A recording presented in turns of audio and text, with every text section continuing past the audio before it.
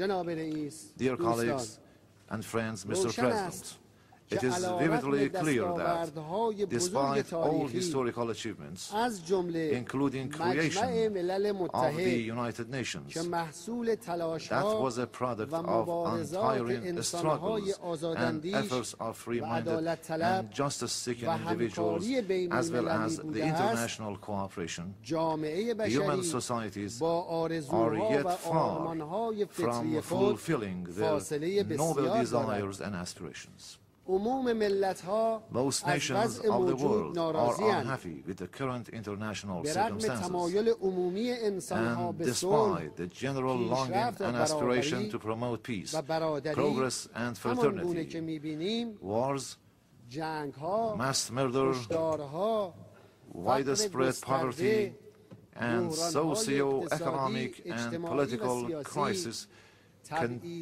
continue to infringe upon the rights and sovereignty of nations, which leave behind irreparable damage worldwide against all nations in the world.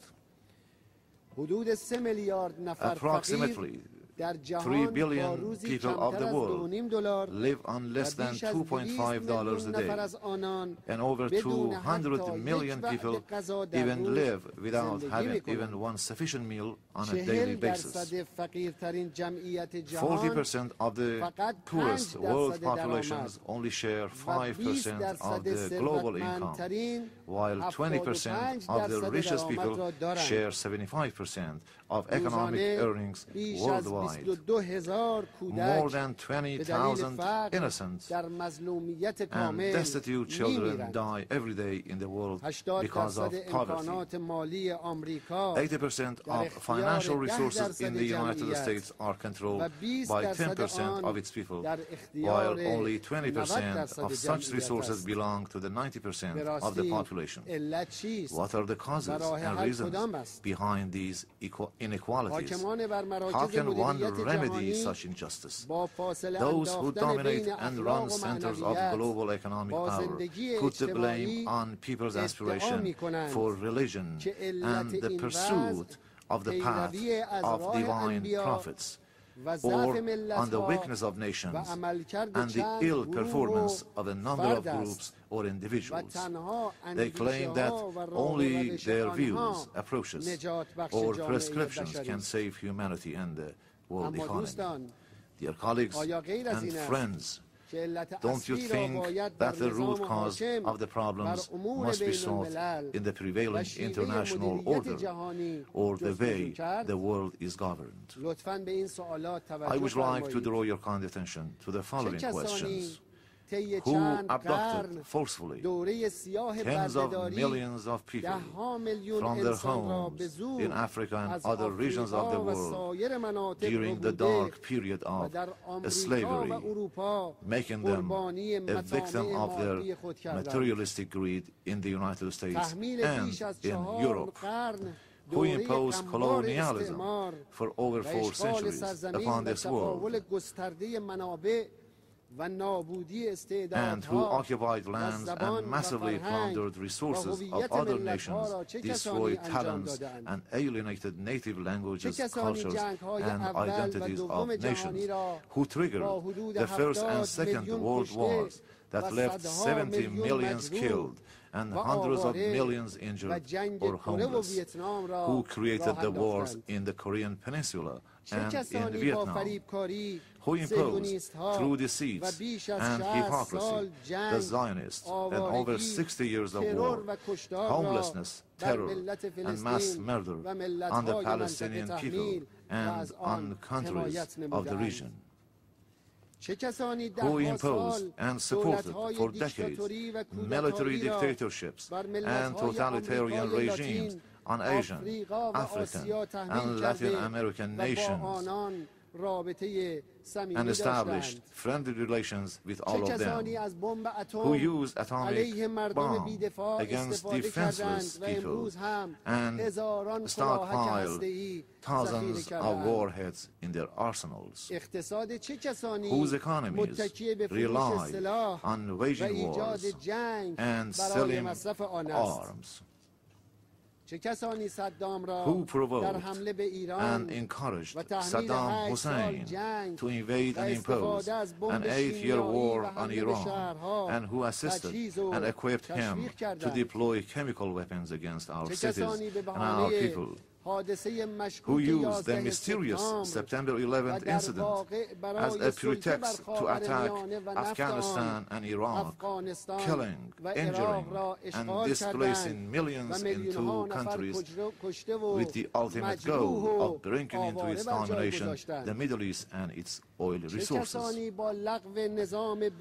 who undermined the Bretton Woods system and printed trillions of dollars without the backing of gold reserves or equivalent currency, a move that triggered inflation worldwide and was intended to prey on the economic gains of other nations.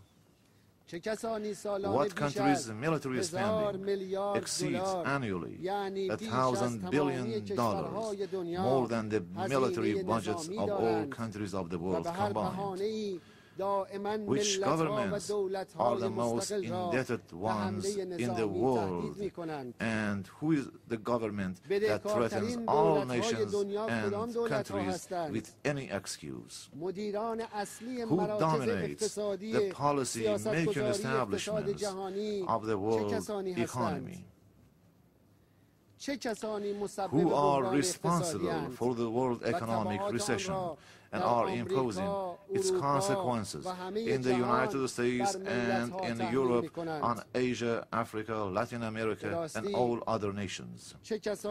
Which governments are ever ready to drop thousands of bombs on other countries, but ponder and hesitate to send a bit of food aid to famine-stricken people in Somalia or in other places? Who are the ones dominating the Security Council, which is ostensibly responsible to safeguard the international security? There exist tens of other similar questions, and of course, the answers are clear. The majority of nations and governments of the world have had no role in the creation of the current global crisis, and as a matter of fact, were themselves the victims of such policies. It is as lucid as daylight that the same slave masters and colonial powers that once triggered the 2 world wars have caused widespread miseries and disorder with far-reaching effects across the globe since then. And they continue to control the international political centers and the Security Council. Dear colleagues and friends, do these arrogant powers really have the competence and ability to run or govern the world? Or is it acceptable that they call themselves as the sole defender of freedom, democracy, and human rights, while they militarily attack and occupy other countries? Can the flower of democracy blossom from NATO's missiles, bombs, or guns? Ladies and gentlemen, if some European countries still use the Holocaust after 6 decades as the excuse to pay fine or ransom to the Zionists, should it not be an obligation upon the slave masters or colonial powers to pay reparations to the affected nations? If the damage and losses of the period of slavery and colonialism were indeed compensated, what would happen to the manipulators and behind-the-scene political powers in the United States and in Europe? Will there remain any gaps between the North and the South? If only half of the military expenditures of the United States and its allies in NATO is cut to help solve the economic problems in their own countries, will they be witnessing any symptom of the economic crisis? What would happen if the same amount is allocated to poor nations? What is the justification for the presence of hundreds of U.S. military and intelligence bases in different parts of the world, including 268 bases in Germany, 124 in Japan, 87 in South Korea, 83 in Italy, 45 in the United Kingdom, and 21 in Portugal, and hundreds of bases in other parts of the world? Does this mean anything other than military occupation?